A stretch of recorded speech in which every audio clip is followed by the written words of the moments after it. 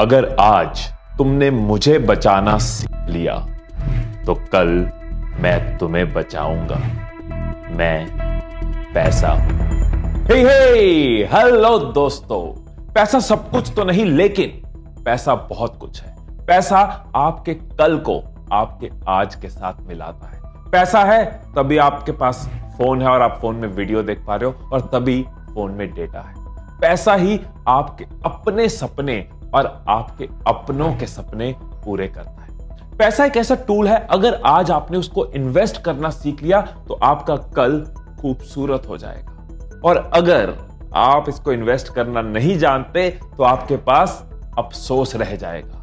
और यही मेरी वीडियो का मकसद है, ऑब्जेक्टिव है कि आपका कल खूबसूरत हो, ना कि आपके पास अफसोस हो। इसलिए इस वीडियो में मैं बताऊंगा कि कैसे अपने पैसे को इन्वेस्ट किया जाए सो दैट वो कई गुना मल्टीप्लाई करे और आपके कल को खूबसूरत बना दे। लेकिन पहले मैं आपको एक कहानी सुनाऊंगा। एक बार एक आदमी था जो अपनी चालाकी के लिए बहुत मशहूर था। उसकी चालाकी की वजह से कई बार राजे ने भी उसकी बहुत तारीफ करी थी, और इसी बात की वजह से बहुत लोग उससे जलते थे, उससे नफरत करते थे।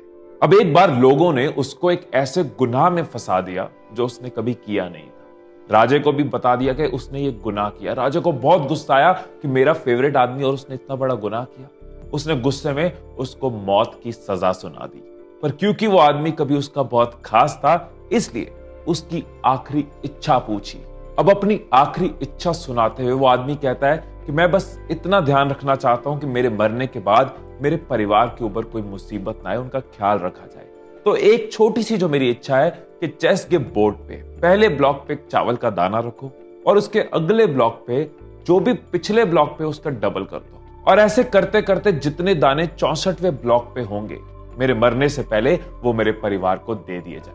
राजा ने सुना और कहा मंजूर है। चेस के बोर्ड पे पहले ब्लॉक पे एक दाना रखा गया, तो दूसरे ब्लॉक पे उसका डबल यानी कि 2 दाने, तीसरे पे 4 दाने, चौथे पे 8 दाने, और करते करते 12वें ब्लॉक पे 2048 दाने। अब राजे को थोड़ी घबराहट होनी शुरू हो गई, क्योंकि जब 32वें ब्लॉक तक पहुंचे तो 214 करोड़ 74 लाख 83,647 दाने हो चुके थे, और 64वें ब्लॉक तक पहुंचते हुए ये कितना हो चुका था पता है?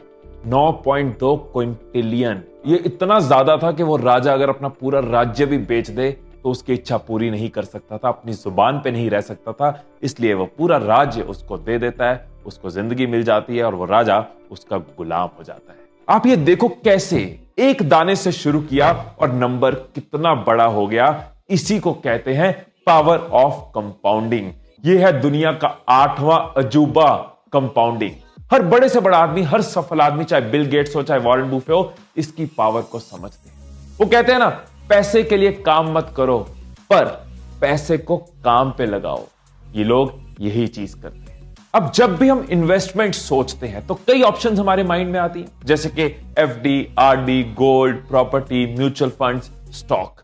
अगर तो हमें बैलेंस्ड और मॉडरेट ग्रोथ चाहिए, बैलेंस्ड और मॉडरेट रिटर्न चाहिए, तो कई ऑप्शंस इनमें से अच्छी। लेकिन अगर हमने अपने पैसे को कई गुना बढ़ाना है, मल्टीप्लिकेशन में लाना है, तो जो ऑप्शंस बचती हैं, जो मेन ऑप्शंस बचती हैं, वो है स्टॉक्स और म्यूचुअल फंड्स।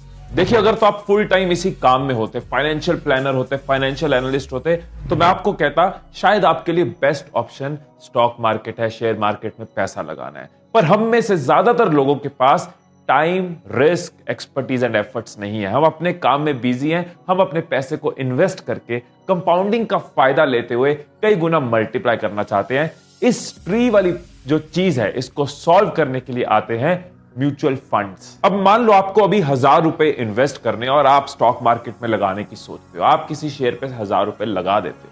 अब स्टॉक मार्केट इतनी वॉलेटाइल है, आपको पता नहीं है कौन सा शेयर कब ऊपर जाएगा, कब नीचे जाएगा, कब ये क्रैश कर सकता है, और नुकसान के चांस बहुत ज्यादा हो जाते हैं। यहां पे जो चीज आपके काम आएगी वो है म्यूचुअल फंड्स। इस वीडियो में मैं आपको म्यूचुअल फंड्स के बारे में बताने वाला हूं। बहुत सिंपल तरीके से, इजी तरीके से, हमेशा के लिए म्यूचुअल फंड्स का कॉन्सेप्ट आपके लिए क्लियर हो जाएगा। आपको कुछ टिप्स भी मिलेंगी और यह भी पता लगेगा कैसे उसमें इन्वेस्ट करना है और कंपाउंडिंग के जादू का फायदा लेना है। अब आइए समझते हैं कि म्यूचुअल फंड्स कैसे काम करते हैं। जैसे आपने 1000 रुपए का निवेश करना था, 1000 रुपए इन्वेस्ट करने थे, वैसे कई और लोगों ने भी 1000 रुपए इन्वेस्ट करने हैं।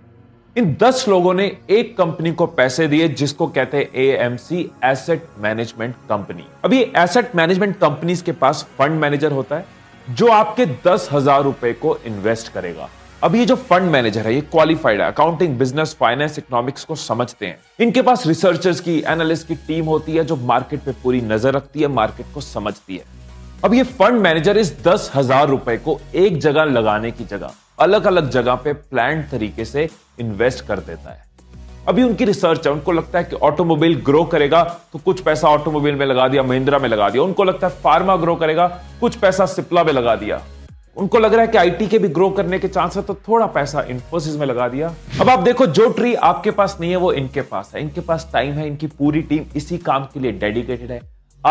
ये रिस्क ले सकते हैं क्योंकि फंड का साइज बहुत बड़ा है। अलग अलग तरीके से, डाइवर्सिफाइड तरीके से अलग अलग जगह लगाते हैं। कुछ जगह अगर लॉस हो भी जाता है तो कुछ जगह गेन हो जाता है, तो एवरेज आउट अच्छा परफॉर्म कर जाते हैं क्योंकि एक्सपर्टीज भी है, एक्सपीरियंस है, पूरी नजर है, इस चीज में एक्सपर्ट है, इस चीज में क्वालिफाइड है, इसी चीज को दिन रात कर रहे हैं। और इनकी एफर्ट्स इसी तरफ जाती है कि कैसे इसको मल्टीपल जगह लगाना है, कैसे डाइवर्सिफाई करना है। तो ये ट्री इनके पास है, ये आपको फायदा देते हैं और उस फायदे में से कुछ परसेंट, 1% के आसपास का ये अपनी कमीशन रखते हैं। यहां पे एक एग्जांपल लेते हैं, जैसे कि आपके सामने Motilal Oswal multi cap 35 fund है। अब देखो 16.4% की ग्रोथ इसने 3 साल में दी है।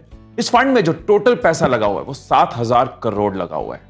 और ये पैसा कैसे एलोकेट हुआ है, कैसे लगा है, वो भी आपको नजर आएगा। यहाँ पे तकरीबन 9% पैसा एचडीएफसी बैंक में लगा है जो कि फाइनेंशियल सेक्टर है। टेक्नोलॉजी में भी 6.8% लगा है, इन्फोसिस में। ऐसे आप पूरी लिस्ट देख सकते हो।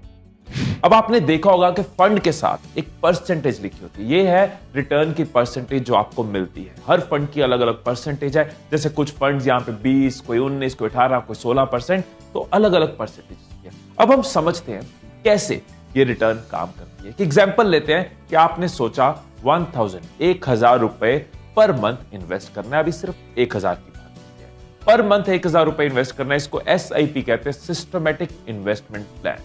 अब इस 1,000 जब आप हर महीने लगाते हो तो कैसे वो कंपाउंडिंग काम करता है। वो चेस वाली स्टोरी याद है ना? आइए देखते हैं कैसे म्यूचुअल फंड्स काम करते हैं। तो ये एक टूल यूज करते हैं कैलकुलेशन करने के लिए। आपने मंथली इन्वेस्टमेंट डाली 1,000 रुपए, 10 साल का भी मैं टाइम पीरियड डाल देता हूं और एक एवरेज ले लेते हैं 15%। ज्यादातर म्यूचुअल फंड्स 10 से 20% की रिटर्न देते हैं। इससे ज्यादा भी हो सकती है, इससे कम भी जा सकते हैं, लेकिन बैंक्स और बाकी फॉर्म ऑफ डिपॉजिट से ये काफी ज्यादा है। अब अगर आप 1,000 रुपए हर महीने लगाते हो 10 साल तक, तो आपकी जो टोटल इन्वेस्टमेंट हुई है वो है 1,20,000, लेकिन आपकी इन्वेस्टमेंट की जो वैल्यू बन चुकी है वो है 2,78,000।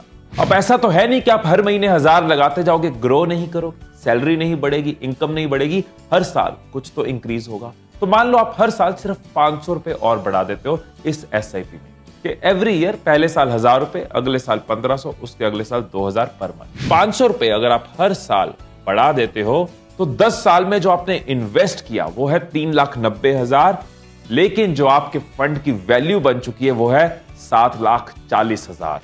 ये तो मैंने एग्जांपल ली 1,000 रुपए पर मंथ। अगर आप और ज्यादा इन्वेस्ट करते हो तो कंपाउंडिंग और ज्यादा काम करती है। मैंने 10 साल लिया, आप और ज्यादा टाइम लेते हो, कंपाउंडिंग और ज्यादा काम करती है। मान लो आप 10,000 रुपए पर मंथ लगाते हो और हर साल 5,000 बढ़ा देते हो। पहला साल 10,000 पर मंथ, दूसरे साल 15,000 पर मंथ। तो दोस्तों जो आपने इन्वेस्ट किया वो तो है 40 लाख, लेकिन 10 साल बाद जो आपके फंड की वैल्यू बन चुकी है वो है 74 लाख।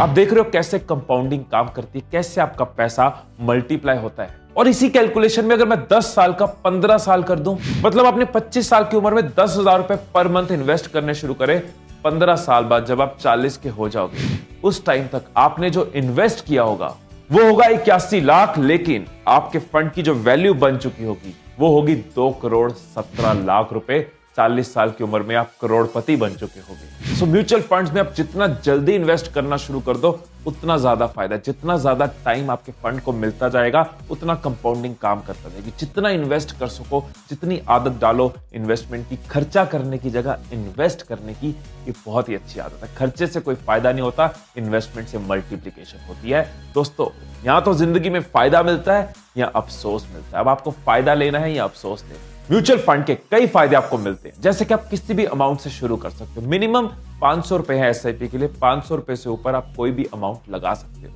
एक फायदा लिक्विडिटी, आप बंधे नहीं हुए, आप कभी भी चाहो निवेश कर सकते हो, कभी भी चाहे निकाल सकते हो। हालांकि प्रेफर्ड ये है, रिकमेंडेड ये है कि लंबे टाइम तक इन्वेस्ट करो। म्यूचुअल फंड्स में आपके पास फ्लेक्सिबिलिटी, आप चाहे तो एसआईपी ले सकते हो, यानी कि हर महीने इन्वेस्ट करते जाओ, चाहे एक साथ लंप सम एक साथ आप इन्वेस्ट कर दो। एक और फायदा जिसका मैं बहुत फायदा लेता हूं वो है बेटर प्लानिंग। आप अलग अलग म्यूचुअल फंड्स की इन्वेस्टमेंट अलग अलग गोल्स के लिए प्लान कर सकते हो। ये गाड़ी के लिए इन्वेस्ट कर रहा हूं, ये घर के लिए कर रहा हूं, ये अपनी एजुकेशन के लिए या बच्चों के एजुकेशन के लिए इन्वेस्ट कर रहा हूं। कोई हाई रिस्क म्यूचुअल फंड होगा, कोई लो रिस्क म्यूचुअल फंड होगा। अपने गोल के हिसाब से आप अलग अलग इन्वेस्टमेंट कर सकते हो। ये प्लानिंग में हेल्प करता है। आप इसमें टैक्स सेविंग का भी बेनिफिट ले सकते हो। कुछ म्यूचुअल फंड ऐसे हैं जिसमें आप इन्वेस्ट कर सकते हो टैक्स सेव करने के लिए। हाँ, उन म्यूचुअल फंड्स पे एक लॉक इन पीरियड होता है कि मिनिमम इतने साल तक आप उसमें से पैसे नहीं निकलवा सकते। जैसे बैंक्स को आरबीआई गवर्न करता है, इंश्योरेंस को आईआरडी गवर्न करता है, वैसे ही म्यूचुअल फंड्स भी सेफ है। इसको सेबी यानी कि security exchange board of India वो गवर्न करता है। इसमें लॉस हो सकता है, ऐसा नहीं है कि म्यूचुअल फंड में कभी लॉस नहीं हो सकता। अगर मार्केट बहुत बुरी तरह गिरती है, इसकी रिटर्न परसेंटेज नीचे भी जाती है, लेकिन अगर आप लंबे समय तक इन्वेस्ट करते हो तो आपको फायदा रहता है। रीजन, क्योंकि वहां एक्सपर्ट्स बैठे हैं मैनेज करने के लिए, आप खुद इन्वेस्ट नहीं कर रहे मार्केट में। और वो फायदा जो हमेशा रहेगा, tree time risk expertise and efforts, जो फंड मैनेजर के पास है आपके पास नहीं है। दोस्तों 31 जनवरी 2009 में जो टोटल अमाउंट इन्वेस्टेड थी म्यूचुअल फंड्स में वो थी 4 लाख करोड़। लेकिन अब 31 जनवरी 2019 में जो म्यूचुअल फंड्स में टोटल अमाउंट इन्वेस्टेड है वो है 23 लाख करोड़। आप देख सकते हो किस लेवल पे इन्वेस्टमेंट्स ग्रो कर रही हैं, किस लेवल पे ये इंडस्ट्री ग्रो कर रही है। तो दोस्तों अब बात करते हैं कि कैसे आप म्यूचुअल फंड्स में आसानी से सिंपल तरीके से इन्वेस्ट कर सकते हैं। दोस्तों कई एप्स की रिकमेंडेशंस हमारे पास आती हैं, रोज कई ईमेल्स आती हैं, लेकिन मैं आपको वही ऐप सजेस्ट करता हूं जो आपके फायदे की हो, जो फ्री हो, जो मैंने या मेरी टीम ने टेस्ट करी हो, यूज करी हो। दोस्तों मैं आपसे कभी भी कुछ भी छुपाना नहीं चाहता, कुछ भी घुमा फिरा के नहीं कहना चाहता। ये वीडियो स्पॉन्सर्ड है, लेकिन मेरी इस वीडियो की और हर वीडियो की पहली इंटेंशन आपका फायदा है, आपका बेनिफिट है, आपकी वैल्यू एडिशन है। सो दोस्तों जो ऐप मैं खुद भी यूज करता हूं म्यूचुअल फंड्स में इन्वेस्ट करने के लिए वो है ग्रो ऐप। ये एक सिंपल, फ्री और इजी टू यूज ऐप है। ये जीरो कमीशन ऐप है। इसमें आपसे कोई भी कमीशन नहीं ली जाती आपकी इन्वेस्टमेंट के ऊपर। आप अपनी एग्जिस्टिंग इन्वेस्टमेंट्स को इसमें चेक कर सकते हो, मॉनिटर कर सकते हो। इसमें आप अलग अलग म्यूचुअल फंड्स देख सकते हो। कंप्लीट ट्रांसपेरेंसी आपको इसमें नजर आती है। 5000 से ज्यादा म्यूचुअल फंड्स में से आप चूज कर सकते हो। 35 से ज्यादा एएमसीज के म्यूचुअल फंड्स इसमें हैं। आप चाहो तो अभी के अभी प्ले स्टोर या ऐप स्टोर में इस ऐप को डाउनलोड कर सकते हो। आप देख सकते हो इंडिया की ये म्यूचुअल फंड्स में हाईएस्ट रेटेड ऐप है। आपको इसका लिंक नीचे डिस्क्रिप्शन में मिल जाएगा। तो दोस्तों जितनी जल्दी हो सके दुनिया के इस 8th वंडर, 8वें अजूबे कंपाउंडिंग का फायदा लेना शुरू कर दो। जितनी जल्दी हो सके इन्वेस्टमेंट की आदत डालो, इन्वेस्ट करना शुरू कर दो। क्योंकि याद है ना, अगर आप पैसे को बचाओगे तो वही पैसा आपको बचाता है। इसके अलावा इन्वेस्टमेंट को लेके, फाइनेंस को लेके कोई भी चीज अभी अगर आपके मन में चल रही है, नीचे कमेंट्स में हमें बता देना। मेरी पूरी कोशिश रहेगी उनको एड्रेस करने की, उनको आंसर करने की। फिर मिलेंगे अगली वीडियो में। Till then stay blessed, stay inspired and I love you all.